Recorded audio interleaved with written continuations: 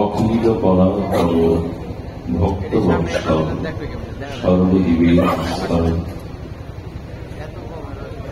অকারণ করুণা করুণালয় সংকীর্তন পিতা শ্রী শ্রী শচীনন্দন নদিয়া বিহারী শ্রী গৌরহরি পতিত উদ্ধারণ পরম পাবন পতিত তারণ প্রেম চিন্তামণি দাতা শিরোমণি পরম কারণী পরম দয়াল অক্রোধ পরমানন্দ দয়াল শ্রী নিতাই চাঁদের মহানুকম্পায় শ্রী শ্রী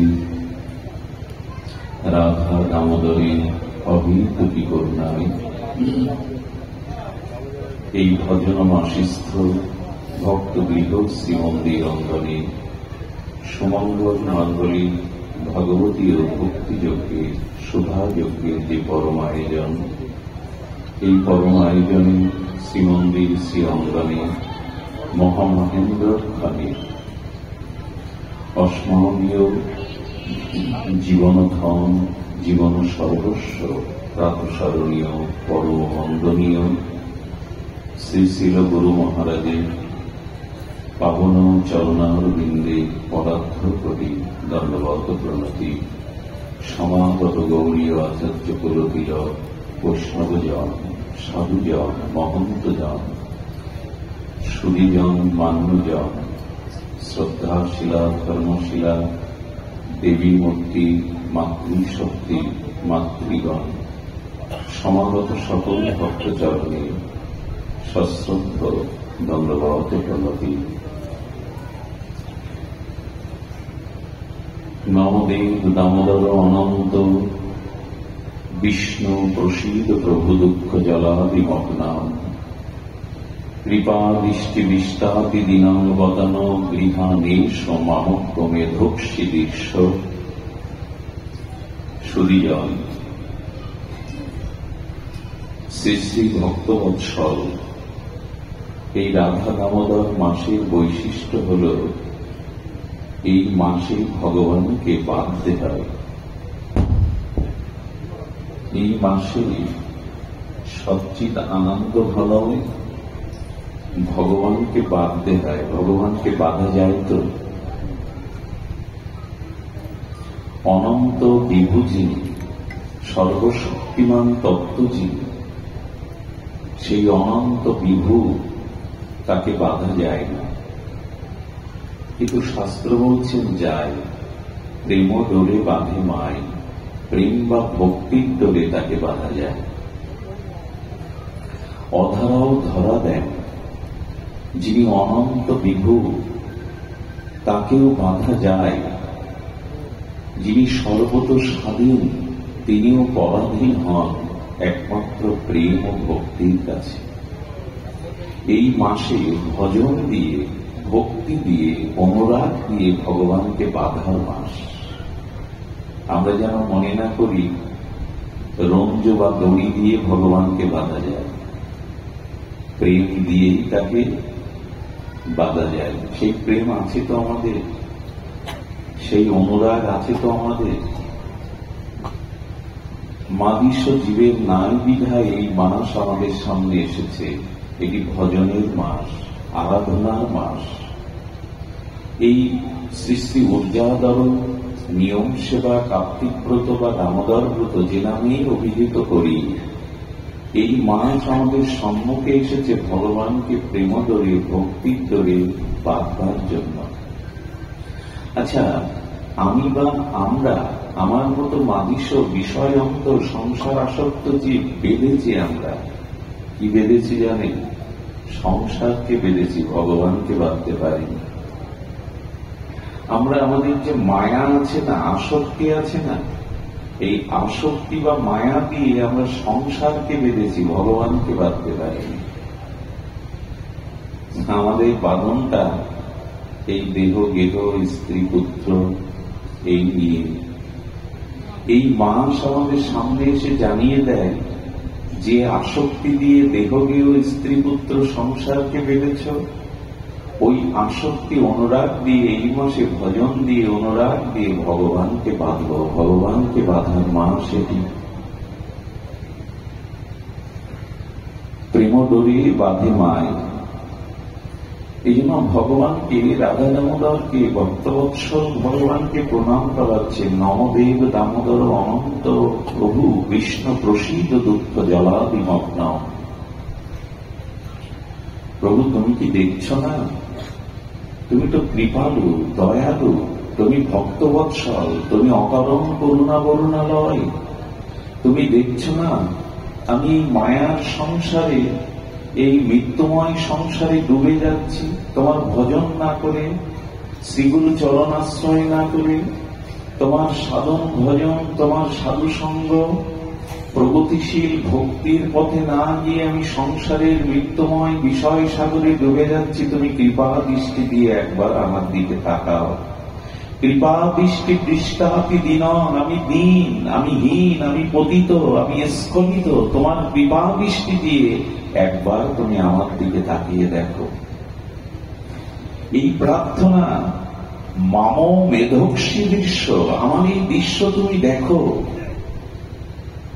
এই জন্য ভগবান বলছেন, সংসারের আসক্তি দিয়ে যা সংসারকে বেঁধেছ, মায়াকে বেঁধেছ, মায়া তোমাকে বেঁধেছে, সেই আসক্তি দিয়ে ভগবানকে বাঁধো। কি করে বাঁধবেন? ভক্তি দিয়ে, প্রেম দিয়ে। প্রেম ভক্তি কি করে পাবেন? ভজন দিয়ে, আরাধনা দিয়ে। এটা সেই আরাধনারই মাস।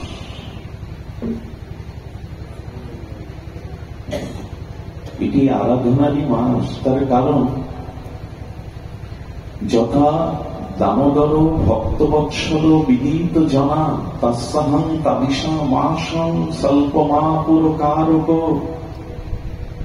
বললেন, ভগবান যেমন ভক্তবৎসল, তেমনি এই মাস, এই দামোদর মাস, এই নিয়ম সেবা মাসও ভগবানের ন্যায় ভক্তবৎসল। এই জন্য এই মাসে আমাদের ভজন দিয়ে, ভগবানের আরাধনা দিয়ে প্রেম ভক্তি প্রাপ্তির চেষ্টা করতে হবে। সুধীজন, ভগবানকে প্রেমডোরে যশোদা শুধু বাঁধেননি, এই সুযোগটা এই মাসে আমাদের জন্য ভগবান দিয়েছেন। এই মাসে সেবা এবং নিয়ম করে ভজনের দ্বারা, অনুরাগের দ্বারা আমাকে প্রেমডোরে বাঁধল। কিন্তু আমরা সংসারকে বেঁধে রেখেছি। দেখুন, ভগবান এই মাসে ধরা দেওয়ার জন্য বড় কৃপালু হয়ে ওঠেন, দরদী হয়ে ওঠেন, ভক্তবৎসল হয়ে ওঠেন। তাহলে মা যশোদার সাধ্য আছে কি তাকে বাঁধবার? যার পূর্ব নেই, পর নেই, যার ভেতর নেই, বাহিরে নেই, যিনি অনন্ত বিভু, যিনি অজর অমর শাশ্বত অনন্ত, তাকে বাধা যায় না। আসলে তিনি বাধার চেষ্টা কিন্তু করেছিলেন, কিন্তু 2 আঙুল বারবার কম পড়ে যাচ্ছিল। আমি ভগবানকে বাঁধবো, এটা হয় না, বাধা যায় না। যশোদা মাও কম চেষ্টা করেননি, পট্টডরিকা দিয়ে, আর তিনি দাস দাসীদের দিয়ে সমস্ত রঞ্জ একত্রিত করেও 2 আঙুল কম পড়ছে। ভগবান সংকেত দিলেন, 2 আঙুল অন্য কিছু না, একটি অঙ্গুলি হলো ভক্তের প্রচেষ্টা, সাধনা, আরেকটি অঙ্গুলি হলো ভগবানের করুণা। ভক্ত সাধনার দ্বারা ভগবানের দিকে অগ্রগামী হবে, আর সেই সাধনার ব্যাকুলতা দেখে ভগবান করুণায় নেমে আসবেন। এই সাধনার করুণা যুক্ত হলেই তবে ভগবানকে বাঁধা যায়।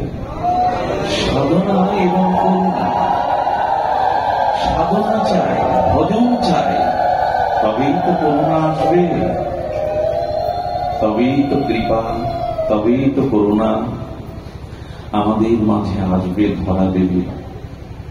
সুধীজন, এই জন্য সংসারে এই বিষয় আসক্তির মমতা, আসক্তি যেটুকু সংসারকে দিয়েছি, তার অথঞ্চিত যদি কিছু যদি ভগবানকে এই আসক্তিটা দিতে পারতাম, ভগবানের প্রতি কিছুটা আসক্তি অনুরাগ দিতে পারতাম, তাহলে ভগবান দয়ালু কৃপাল হলে আমার ভজনে, আমার অনুরাগে, আমার প্রেমের ভক্তির বন্ধনে তিনি আবদ্ধ হতেন। আচ্ছা, ভগবানকে এখানে বলা হচ্ছে কৃপা দৃষ্টি বৃষ্টাতি দিনম, আমি দিন পতিত স্খলিত, তুমি কৃপারূপ বৃষ্টি করো আমার উপরে। করুণার বৃষ্টিতে আমার এই সংসার ত্রিতাপ তাপকে, দগ্ধীভূত তাপকে, ভবমহা দাবাগ্নি তাপকে তুমি কৃপা বৃষ্টি দিয়ে শীতল করো। এটা বলা লাগবে না, কৃপা করছেন ভগবান আমাদের। একটি শব্দ বলি, কবিরাজ কৃষ্ণ গোস্বামী, খুব মার্মিক শব্দ। উনি বলেছেন, যে জয়ীসে ভজে কৃষ্ণ তারে তৈসে ভজে। আবার বলি, শব্দটা বুঝতে পারলে ভেতরে প্রবেশ করা যাবে। যে জয়ীসে ভজে কৃষ্ণ তারে তৈছে ভজে। কৃষ্ণের প্রতিজ্ঞা এক আছে বহুদিন হইতে। ভগবান একটা প্রতিজ্ঞা করে বসেছেন, আমাকে যে যেভাবে ভজন করবে আমি ভজন অনুরূপ ভজন তাকে করব। যে যথাবান প্রবর্তান্তে স্থানস্ততৈব ভজন মহম। যে আমাকে যেরূপ ভাবে ভজনা করবে, তুমি যদি বন্ধু রূপে সখা রূপে আমাকে ভজনা করো, আমি তোমার এটো খাবো, আমি তোমাকে কাঁধে চড়াবো, একসাথে খেলবো। ওখানে আমি সর্বশক্তিমান ভগবান না, তোমার সকাল হয়ে সকাল মতোই মিশবো।